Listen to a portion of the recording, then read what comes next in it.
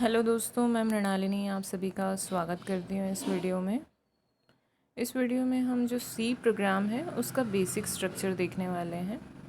Basic structure से ये मतलब है कि अगर आपको कोई भी प्रोग्राम लिखना हो तो आपको कम से कम इन चीज़ों की ज़रूरत या इन्हें आपको लिखना ही होगा, है ना। इन सारी मतलब बेसिक स्टेटमेंट्स बोल सकते हो आप या फिर पार्ट्स बोल सकते हो, इन्हें आपको इंक्लूड करना होगा, है ना। तो यहाँ पे जैसे कि स्क्रीन पे आप देख सकते हैं कि ऑलरेडी मैंने मतलब नोट्स बनाए हुए हैं, आप इसे एज इट इज़ कॉपी कर सकते हैं, ठीक है।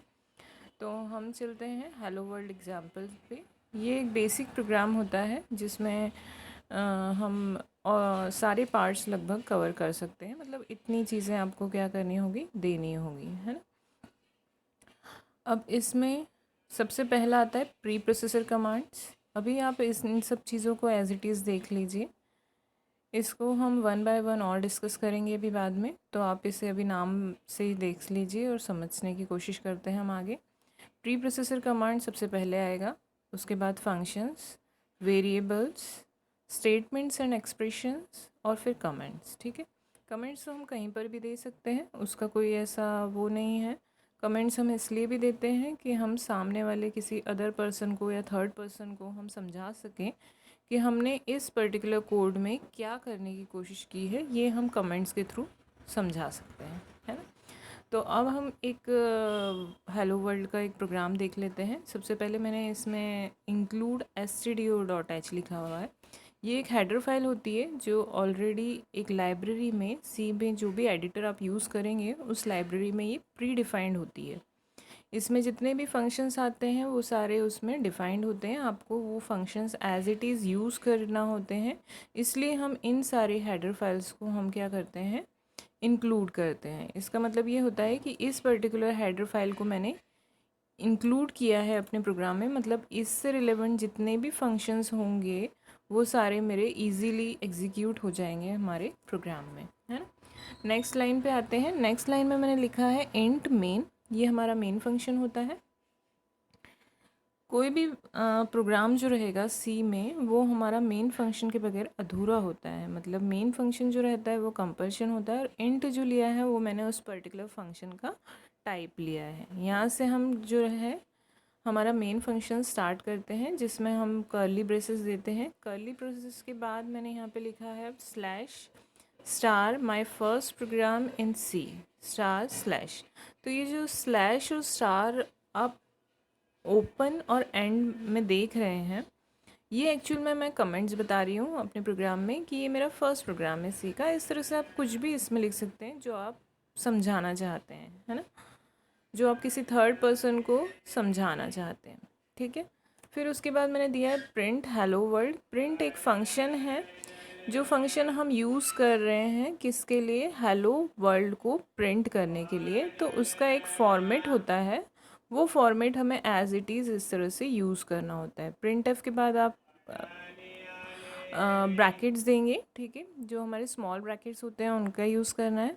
स्मॉल ब्रैकेट्स के बाद आपको एक सेमीकोलन लगाना है, ये एक रूल होता है आपको फंक्शन को देने के लिए, ठीक है। फिर उसके बाद जो भी आपको देना है वो आप किस में देंगे, डबल कोट्स में। जो भी आपको प्रिंट करवाना है मतलब वो आपको किस में देना होगा, डबल कोट्स में, ठीक है। फिर उसके बाद रिटर्न ज़ीरो लिखा हुआ है। रिटर्न ज़ीरो का ये मतलब होता है कि यहाँ पे हमारा जो मेन फंक्शन है वो एंड होता है, ठीक है। और ये वैल्यू कौन सी रिटर्न करेगा, ज़ीरो। अगर हम मेन फंक्शन का टाइप इंटीजर लेते हैं तो ही हमें रिटर्न करनी पड़ेगी वैल्यू, है ना। अगर मैं उसका कोई टाइप नहीं लेती हूँ, जैसे अगर मैंने वॉइड लिया है तो फिर मुझे रिटर्न कराने की कोई ज़रूरत नहीं होगी। ये हम आगे आने वाले वीडियोज़ में और समझेंगे, है ना। फिर इसी पर्टिकुलर एग्ज़ाम्पल का मैंने थोड़ा सा डिस्क्रिप्शन और लिखा है ताकि आप लोगों को क्लियर हो जाए और अलग से आपको कुछ देखना ना पड़े, ठीक है। तो हम इसमें पॉइंट वाइज समझने की कोशिश करते हैं कि जो फर्स्ट लाइन है उसमें मैंने क्या लिखा हुआ है, इंक्लूड stdio.h। इसी को हम क्या बोलते हैं, प्री प्रोसेसर कमांड। इसका ये मतलब होता है प्री प्रोसेसर, जैसे नाम से ही क्लियर हो रहा है कि जो पहले प्रोसेस किया गया हो उसे हम क्या बोलते हैं, प्री प्रोसेसर। इसमें क्या होता है कि जो सी कंपाइलर रहेगा वो क्या करेगा, सबसे पहले सी प्रोसेसर कमांड जो रहेगा उसे क्या करेगा, देखेगा, है ना। कौन सी फाइल देखेगा, stdio.h भी बोलते हैं इसे, stdio बोलती हूँ मैं, इन शॉर्ट, ठीक है। File before to going to actual compilation, मतलब एक्चुअल कंपाइलेशन होने से पहले वो क्या करेगा, stdio.h को क्या करेगा, वो उसके पास जाएगा और उसके जितने भी फंक्शंस हैं उनको क्या करेगा, वो रेफ़र करेगा। फिर उसके बाद नेक्स्ट लाइन में हम आते हैं।